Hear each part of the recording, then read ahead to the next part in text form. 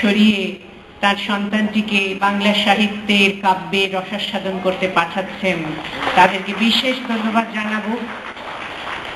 তমলুক অত্যন্ত সংস্কৃতিবান মানুষে ভরা একটি শহর, অত্যন্ত সাংস্কৃতিকভাবে অত্যন্ত উন্নত বলে আমার মনে হয়। আমি বহু বছর ধরে এখানে আসছি, অনুষ্ঠান করি। আমার সহশিল্পীরা যারা আমরা বিভিন্ন মঞ্চে অনুষ্ঠান করি তারাও বহুবার এখানে এসে গেছেন। এই সময়ের বিখ্যাত শিল্পীরা তাদের সকলেই তারা এক বাক্যে স্বীকার করে নেন, শরতে আজ কোন অতিথি এলো প্রাণের দ্বারে, আনন্দ গান গারে হৃদয়, আনন্দ গান গারে।